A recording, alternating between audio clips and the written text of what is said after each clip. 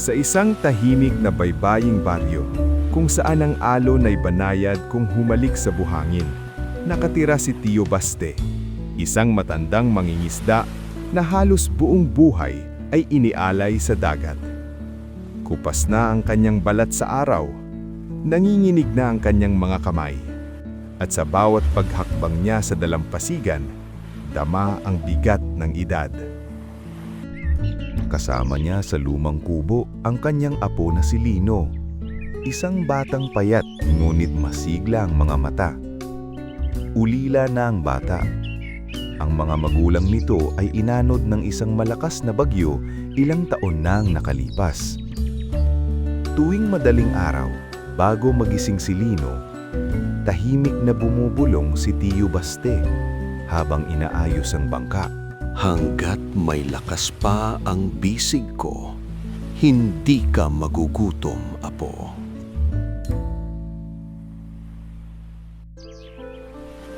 Isang umaga, bago pa mang sumilip ang unang liwanag ng araw, dahan-dahang tinulak ni Tio Baste ang kanyang maliit na bangka palayo sa pampang. Tahimik ang paligid, ngunit mabigat ang hangin, parang may alam ang dagat sa kanyang gagawin. Ang bangkay may bitak na, bakas ng mahabang panahong hinamon ng alon at gutom. Ang mga sagwan ay luma na rin. Isa na lamang ang matibay. Ang isa'y pudpod, halos mabali sa bawat hatak. Ngunit kahit alam niya ang panganib, hindi siya umatras. Dahan-dahan siyang lumayag sa madilim na dagat. Hinahampas ng malamig na hangin ng kanyang mukha. Sinisigsit ang lamig hanggang sa kanyang mga buto. Sa bawat sagwan, ramdam niya ang kirot sa kanyang mga braso at ang bigat sa kanyang dibdib na tila unti-unting kumikitil sa lakas niya. Humahabol ang kanyang hininga. Sumisikip ang kanyang dibdib, ngunit patuloy pa rin siyang sumasagwan. Hindi dahil kaya pa, kundi dahil kailangan. Sa gitna ng dilim, mahina ngunit buo ang kanyang tinig. Para sa iyo ito, Lino, kahit ito na ang huli. Sa gitna ng malawak na dagat, biglang nag-iba ang ihip ng hangin. Ang kaninang tahimik na alon ay nagalit.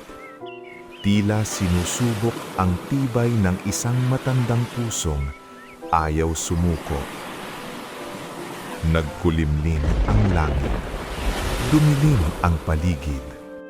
At ang maliit na bangka ay marahas na inalog ng dagat. Parang dahong nilalaro ng malakas na kamay ng tadhana. Sa isang malupit na hampas ng alon, crack! Nabali ang isang sagwan.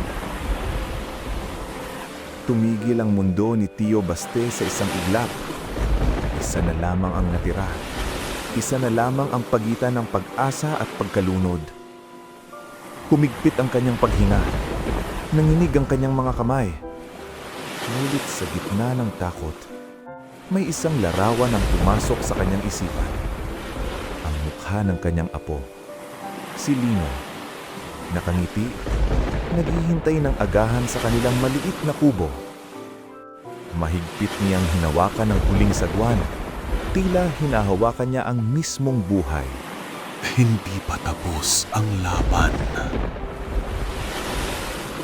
Sa bawat sagwan, tila inuubos ang huling lakas ng kanyang katawan.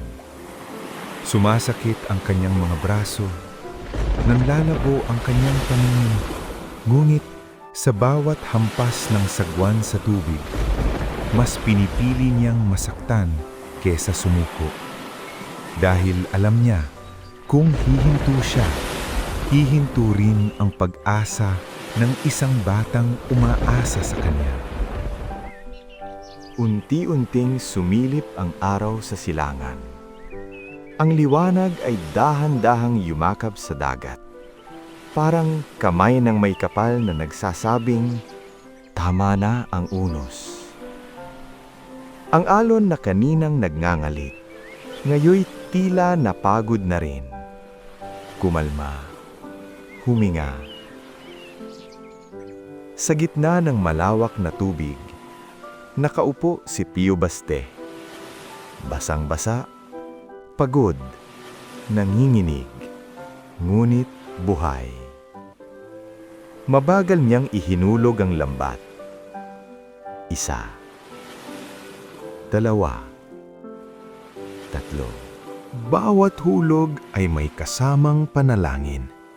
Bawat paghila ay may kasamang pag-asa. At nang kanyang hilahin, mas mabigat. Napapikit siya, hindi dahil sa takot, kundi dahil sa takot na baka umaasa lang siya. Ngunit nang sumilip siya sa lambat, may ilang isda. Hindi marami, hindi pamgenta ng malaki, hindi pangyabang sa iba, pero sapat. Sapat para sa isang araw. Sapat para may malutong na pritong isda sa mesa. Sapat para sa ngiti ni Lino. Napaupo si Tio Baste sa bangka. Hawak ang huling sagwan. May bitak na rin, parang siya. Pagod, sugatan, pero hindi nabali. Pumatak ang isang luha sa kanyang pisngi. Hindi ito luha ng takot. Hindi rin ng panghihinayang. Ito'y luha ng pasasalamat. Salamat kahit papaano.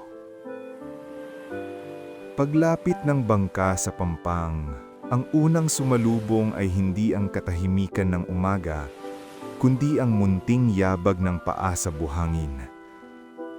Nakapaa, masigla, punong-puno ng pag-asa. "Lolo!" sigaw niya, kumakaway habang tumatakbo. "May nahuli po ba kayo?" Sa sandaling iyon, nawala ang pagod ni Tio Baste. Parang nabura ang lamig ng dagat. Parang gumaan ang sagwan. Gumiti siya. Yung ngiting pilit pero totoo. Yung ngiting para sa apo lang niya. Inabot niya ang ilang isda. May almusal tayo, apo. Hindi marami. Hindi marangya. Pero sapat para sa umagang magkasama sila. Magkahawak kamay silang pumasok sa maliit na kubo, bubong na pawid, dinding na sawali, amoy dagat at kahoy.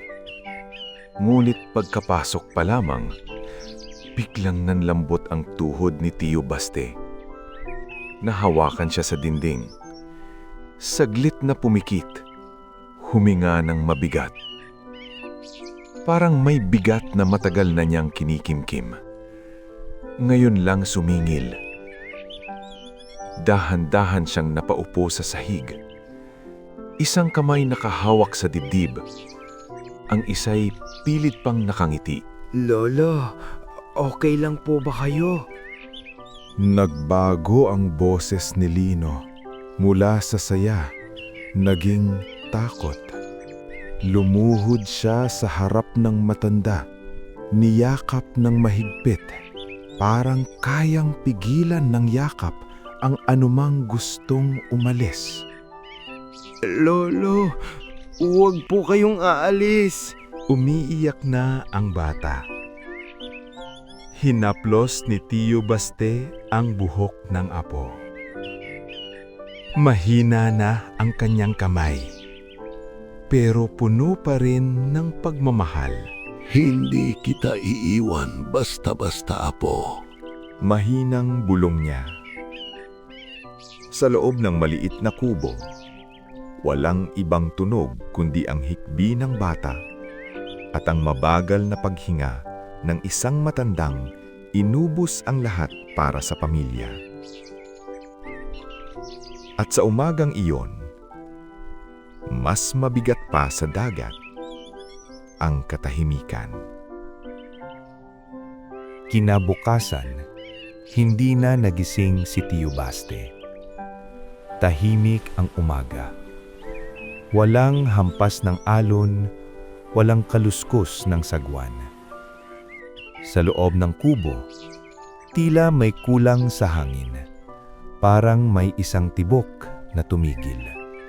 Isang presensyang biglang nawala. Sa tabi ng dingding, nakasandal ang huling sagwan.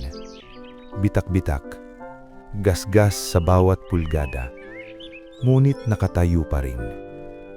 Parang siya. Pagod na ang katawan, pero hindi kailanman sumuko ang puso. Lumipas ang mga taon. Ang batang nakayakap noon sa sahig ay lumaki ring kasing tibay ng dagat. Si Lino. Natuto siyang magsagwan. Natuto siyang maghintay ng tamang oras ng paglalayag. Natuto siyang makinig sa galaw ng alon. Hindi sa takot, kundi sa aral. Hindi na siya pumapalaot kapag galit ang dagat. Dahil alam niya, hindi lahat ng laban ay kailangang suungin. May mga laban na kailangang paghandaan. At tuwing madaling araw, bago niya itulak ang bangka, dumadaan muna siya sa lumang kubo. Hinahaplos niya ang sagwan, ang huling sagwan. Hindi na ito ginagamit, pero hindi ring itinapon. Dahil hindi iyon kahoy lamang. Iyon ay sakripisyo. Iyon ay pag-ibig. Iyon ay buhay na inialay. Salamat po, Lolo, sa iyong mga sakripisyo. Mahina niyang bulong sa hangin. Sa lahat ng sakripisyo. Sa bawat paglayag niya, dala niya ang alaala. At sa bawat mahinahong alon, parang may boses na bumubulong. Hindi pa tapos ang laban. Dahil ang tunay na sagwan ay hindi nasisira sa dagat. Ito'y nabubuhay sa pusong tinuruang magmahal.